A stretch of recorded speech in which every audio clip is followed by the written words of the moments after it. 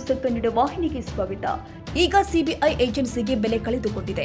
CBI SIT ಕೊಟ್ಟರೂ ಯಾರೇ ಆಗ್ಲಿ ಶಿಕ್ಷೆಯಾಗ್ಲಿ ಮಾಡಿಪಾಡಿ ವಿಚಾರವನ್ನ ಸಿಬಿಐಗೆ ವಹಿಸಲಿ ಎಂದಿದ್ದ ಬಿವೈ ವಿಜೇಂದ್ರಗೆ ಸಚಿವ ಮಧು ಬಂಗಾರಪ್ಪ ಟಾಂಗ್ ಕೊಟ್ಟಿದ್ದಾರೆ. ಬೆಳಗಾವಿ ಶಿಕ್ಷಣ ಸಚಿವ ಮಧು ಬಂಗಾರಪ್ಪ ಮಾಧ್ಯಮಗಳ ಜೊತೆ ಮಾತನಾಡಿದ್ದು, ಸದನದಲ್ಲಿ ಉತ್ತರ ಕರ್ನಾಟಕದ ಬಗ್ಗೆ ಚರ್ಚೆ ನಡೆಸಲಾಗಿದೆ. ವಿಧಾನಸಭೆ ಹಾಗೂ ಪರಿಷತ್ನಲ್ಲಿ ಚರ್ಚೆ ನಡೀತಾ ಇದೆ. ಸದನವನ್ನ ಒಳ್ಳೆಯ ರೀತಿಯಲ್ಲಿ ಸ್ಪೀಕರ್ ನಡೆಸಿದ್ದಾರೆ. ಸದನ ಇಡೀ ರಾತ್ರಿ ನಡೀತಾ ಇರುವುದು ಸಂತಸದ ವಿಷಯ. ಬಿಜೆಪಿಯವರ ಹಣೆ ಬರಹಕ್ಕೆ ಸ್ವಂತ ಶಕ್ತಿಯಿಂದ ರಾಜ್ಯವಾಳಿಲ್ಲ. ಆಪರೇಷನ್ ಕಮಲದಿಂದ ಬಿಜೆಪಿ ದುಷ್ಟ ಸಂಸ್ಕೃತಿ ತಂದಿದೆ ಎಂದು ಬಿಜೆಪಿ ವಿರುದ್ಧ ವಾಗ್ದಾಳಿ ನಡೆಸಿದರು. ಇನ್ನು ಮಹಾರಾಷ್ಟ್ರದ ಕನ್ನಡ ಶಾಲೆಗಳಿಗೆ ಸರ್ಕಾರದ ಭಾಗ್ಯಗಳ ವಿಸ್ತರಿಸುವ ಬಗ್ಗೆ ಚಿಂತನೆ ನಡೆದಿದೆ ಎಂದಿದ್ದಾರೆ. ಆ ಏಜೆನ್ಸಿಯಲ್ಲಿ ವ್ಯಾಲ್ಯೂನ ಕಳ್ಕೊಂಡ್ಬಿಟ್ಟಾರಲ್ರಿ, ಅವರಿಗೆ ಕರೆಕ್ಟಾಗಿ ಅಡ್ಜಸ್ಟ್ಮೆಂಟಿಗೆ ಸರಿ ಇತ್ತದು ಸಿ ಬಿ ಐ ವಿಜೇಂದ್ರ ಅವರಿಗೆ. ಅದಕ್ಕೆ ಅಲ್ಲಿ ಕೊಡ್ರಿ ಅಂತಾರೆ, ಮತ್ತೆ ಸ್ವಲ್ಪ ಅಡ್ಜಸ್ಟ್ ಮಾಡ್ಕೊಳಕ್ಕೆ ಎಲ್ಲದವ್ರು ಕೇಳ್ತಾ ಇರ್ತಾರೆ. ಕಾಂಗ್ರೆಸ್ ಕೇಳ್ತಾ ಇದ್ದೀರಾ, ಸಿ ಬಿ ಐ ಬೇಡ ಅನ್ನೋರು ಇವರೇ. ನೋಡಿ, ಈ ಚರ್ಚೆ ಎಲ್ಲ ಉಪಯೋಗ ಆಗಲ್ಲ. ನೀವು ಪ್ರಶ್ನೆ ಕೇಳಿದ್ರಿ ಇಲ್ಲೇ ನನಗೆ 24 hours ಬ್ಯಾಕ್, ಏನು ಸರ್ ಇಲ್ಲಿಂದ ಬಂದಿದ್ರಿ ಬೆಳಗಾಂ ಚರ್ಚೆ ಇಲ್ಲ ಅಂತ ಶುರುವಾಗಿದೆ. ಅದಕ್ಕೆ ಉತ್ತರ ಕೊಡೋಕ್ಕೆ ಸರ್ಕಾರ ಬದ್ಧವಾಗಿರ್ತದೆ. ಈ ಕಡೆ ಒತ್ತನ್ನು ಕೊಡ್ತಕ್ಕಂಥ ಕೆಲಸವನ್ನು ಮಾಡ್ತಾರೆ. ಎಲ್ಲರೂ ಮಾತಾಡಬೇಕು. ಇವತ್ತು ಮಾತಾಡ್ತಾರೆ, ನಾಳೆನೂ ಮಾತಾಡ್ತಾರೆ.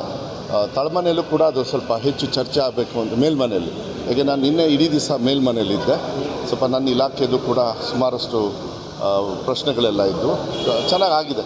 ಚರ್ಚೆ ಆಗೋದಕ್ಕೆ ಒಂದು ಕಾನ್ಫಿಡೆನ್ಸ್ ಬರುತ್ತೆ. ಈ ಕಡೆ ಜನರಿಗೆ ನಾವು ಕಾನ್ಫಿಡೆನ್ಸ್ ಕೊಡಲಿಲ್ಲ ಅಂದರೆ ನಾಳೆ ದಿವಸ ಯಾಕೆ ಸುವರ್ಣಸೌಧಕ್ಕೆ ನಾವು ಬರಬೇಕು ಅನ್ನೋದು ಬಂದುಬಿಡುತ್ತೆ.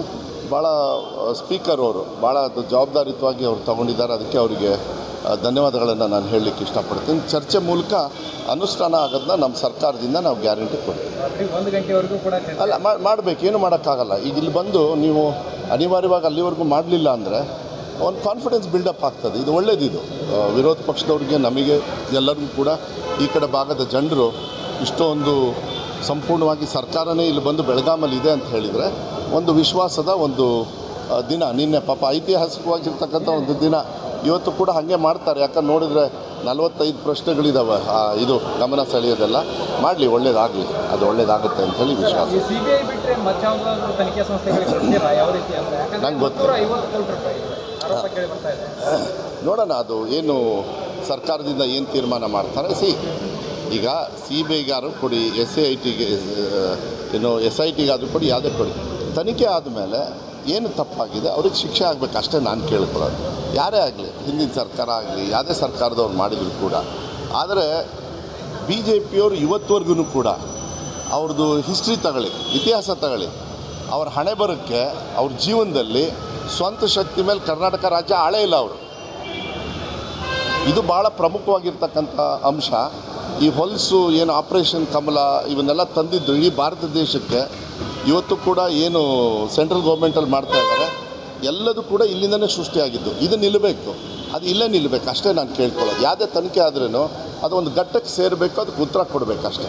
ನಿಮ್ಮ ಇಲಾಖೆಗೆ ಸಂಬಂಧಪಟ್ಟಿದ್ದು ಈ ಮಹಾರಾಷ್ಟ್ರದಲ್ಲಿ ಕನ್ನಡ ಶಾಲೆಗಳ ಮಕ್ಕಳು ಕಲಿತಾ ಇದ್ದಾವಲ್ಲ, ಅಲ್ಲಿ ಏನಾದರೂ ಶಿವಭಾಗ್ಯ ನಾನು ವಿಶೇಷ ಕರ್ನಾಟಕದ ಯೋಜನೆಗಳನ್ನು ಜಾರಿ ಮಾಡ್ತೀರಾ ಅಲ್ಲಿ ಕನ್ನಡ ಮಕ್ಕಳಿಗೆ? ಅದು ನನಗೆ ಗೊತ್ತಿಲ್ಲ. ಯಾಕೆಂದರೆ ಇದು ನೋಡೋಣ, ಯೋಚನೆ ಮಾಡೋಣ. ಪಾಪ ಅಲ್ಲಿ ಕೊಟ್ಟ ಮೇಲೆ ಬೇರೆ ಅಲ್ಲಿರೋ ಮಕ್ಕಳಿಗೆ ಬೇಜಾರಾಗಬಾರ್ದು. ಅದನ್ನು ಯಾವ ರೀತಿ ಮ್ಯಾನೇಜ್ ಮಾಡೋದು, ಮಹಾರಾಷ್ಟ್ರ ಶಾಲೆಗಳನ್ನೇ ಬೇರೆ, ಕನ್ನಡ ಶಾಲೆಗಳನ್ನ ಬೇರೆ, ಅದು ಬೇರೆ ಪ್ರಶ್ನೆ. ನಮ್ಮ ಸರ್ಕಾರದ ಹಣ ಅಲ್ಲಿ ಹೋದಾಗ ಯಾವ ರೀತಿ ಬರುತ್ತೆ ಅದೆಲ್ಲ ಬರ್ತದೆ.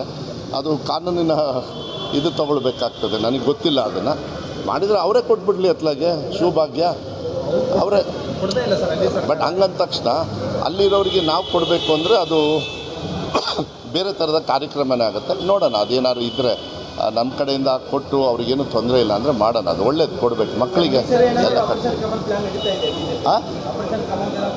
ಎಲ್ಲ ಫ್ಲಾಪ್ ಆಗುತ್ತೆ. ಇನ್ನೆಲ್ಲ ಬಿಡ್ರಿ, ಅವ್ರದ್ದೆಲ್ಲ ಪಿಕ್ಚರ್ ಬಿಟ್ಟು ಹೋಯ್ತು. ಅದು ತೊಗೊಂಡು ಏನು ಮಾಡ್ತೀವಿ? ಸರ್ಕಾರಿ ಶಾಲೆಗೆ ಕೊಡಬೇಕನ್ನೋದು ಮಕ್ಕಳಿಗೆ ಕೊಡೋದ್ರ ಪಠ್ಯಪುಸ್ತಕಗಳನ್ನ ಕೆಲವು ಶಿಕ್ಷಣ ಅಧಿಕಾರಿಗಳು ಖಾಸಗಿ ಶಾಲೆಗೆ ಮಾರಾಟ ಮಾಡ್ತಾ ಇರೋಂಥ ಆರೋಪಗಳಿದೆ. ಅದು ಯಾವ್ದಾದ್ರು ಮುಖ್ಯವಾಗಿ 15ನೇ ಘಟನೆ ಏನು ಪರವಾಗಿಲ್ಲ, ಯಾವ್ದಾದ್ರು ಉದಾಹರಣೆ ಕೊಡಿ, ಅವ್ರ ಮೇಲೆ ಆ್ಯಕ್ಷನ್ ತಗೊಳ್ಳೋಣ. ಒಂದು ನಿಮಿಷ. ಈಗ ಯಾವ ತಿಂಗಳಲ್ಲಿದ್ದೀವಿ ನಾವು? ಡಿಸೆಂಬರಲ್ಲಿದ್ದೀವಿ. ಸ್ಕೂಲ್ ಶಾಲೆ ಓಪನ್ ಆಗಿ ಎಷ್ಟು ದಿವಸ ಆಯಿತು? ಯಾವಾಗ ಮಾರ್ಕೋಬೇಕಾಗಿತ್ತು? ಜೂನ್ ಕೊಡಿ, ಉದಾಹರಣೆ ಕೊಡಿ, ಉದಾಹರಣೆ ಕೊಡಿ, ಅಲ್ಲಿ ಕೊಡಿ ನನಗೆ ಅಡ್ರೆಸ್ಸು, ಸ್ಕೂಲ್ದೆಲ್ಲ ಕೊಡಿ. ಹಂಗೆ ಬರೋದೇ ಇಲ್ಲ. ಯಾಕೆಂದರೆ ನಾವು ಕೊಟ್ಟಿರ್ತೀವಲ್ಲ, ಅದು ಲೆಕ್ಕ ಕ್ಲೀನಾಗಿ ಬರ್ತದೆ. ಎಲ್ಲ ಆನ್ಲೈನಲ್ಲಿ ಇರ್ತದೆ, ಏನು ತೊಂದರೆ ಏನಿಲ್ಲ.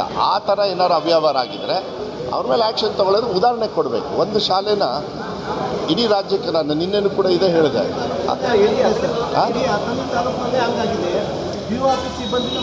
ಕೊಡಿ, ನೀವು ಹೇಳಿಕೆಗೆ ನಾನು ಅದು ನಿಮ್ಮ ಹೇಳಿಕೆ ಕೊಟ್ಟ ತಕ್ಷಣ ನೀವು ಇಲ್ಲ, ನನಗಂತೂ 100% ಇಲ್ಲ. ಆ ಥರ ಏನಾದ್ರು ಇದ್ದರೆ ಆಮೇಲೆ ಕೆಲವು ಆಫೀಸರ್ಸ್ ತಪ್ಪು ಮಾಡಿದ್ದಾರೆ. ಅದ್ರ ಮೇಲೆ ಆಗಲೇ ನಾನು ರಿವ್ಯೂ ಮಾಡಬೇಕಾದ್ರೆ 2.5 ತಿಂಗಳ ಹಿಂದೆ ಇಲ್ಲಿ ಬೆಳಗಾಮಲ್ಲಿ ನಾವೆಲ್ಲ ಭೇಟಿ ಮಾಡಿ ಆವಾಗಲೇ ಆ್ಯಕ್ಷನ್ ತೊಗೊಂಡಿದ್ದೀವಿ. ಅದು ಬರೀ ಬುಕ್ಸ್ ಅಲ್ಲ, ಬೇರೆ ಬೇರೆ ವಿಚಾರನೂ ಕೂಡ.